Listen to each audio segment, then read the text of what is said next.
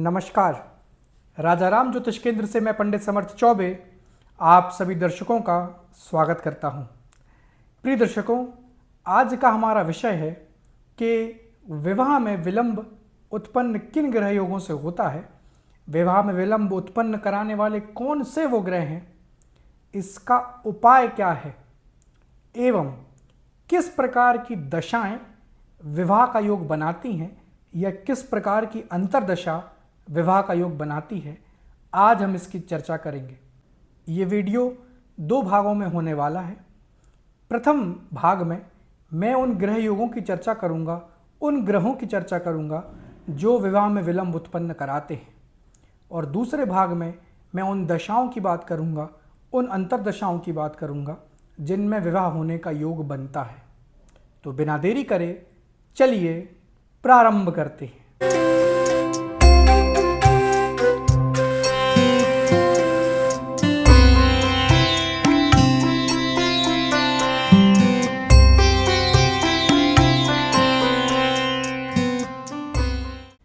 प्रिय दर्शकों, विवाह में विलंब की बात हो या जन्म कुंडली में किसी भी प्रकार के विलंब की बात हो तो हम शनिदेव को कैसे भूल सकते हैं। ये विलंब के कारक हैं। प्रिय दर्शकों, जन्म कुंडली के सप्तम भाव से जब भी शनि का संबंध बन जाता है तो ऐसी स्थिति में जातक की विवाह में विलंब उत्पन्न हो जाता है। जन्म कुंडली के सप्तम पर शनि की दृष्टि हो तो भी ऐसी स्थिति में विवाह में विलंब होता है। जन्म कुंडली के सप्तम भाव में ही शनिदेव बैठे हों तो ऐसा देखा गया है कि जातक का विवाह विलंब से होता है। प्रिय दर्शकों, जन्म कुंडली के केंद्र में अगर शनिदेव विराजमान हो तो भी ये जीवन में उत्पन्न होने वाली हर वस्तु को विलंबित कर देते हैं। आपके जीवन में होने वाली हर चीज को शनिदेव विलंबित कर देते हैं।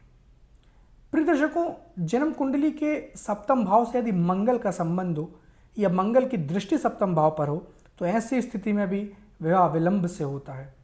अगर जन्म कुंडली के लग्न में मंगल हो तो सप्तम पर उनकी दृष्टि, चतुर्थ में मंगल हो या फिर सप्तम में ही मंगल हो, अष्टम में मंगल हो या 12वें में मंगल हो तो ऐसी स्थिति में जातक या जातिका मांगलिक होती है।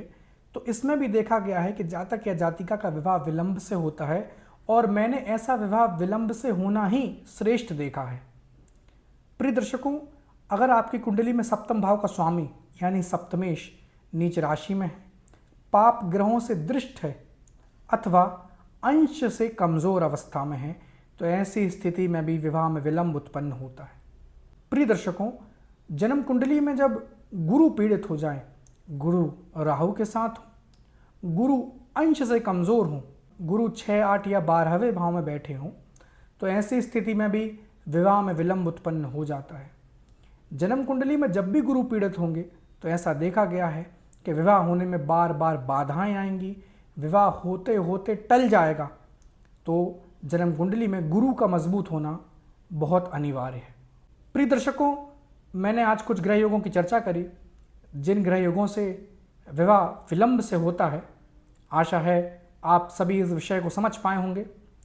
आप सभी वीडियो में बने रहें। मैं दूसरा भाग लेकर के आऊँगा कि किस दशा में विवाह होता है, किस अंतर्दशा में विवाह होता है।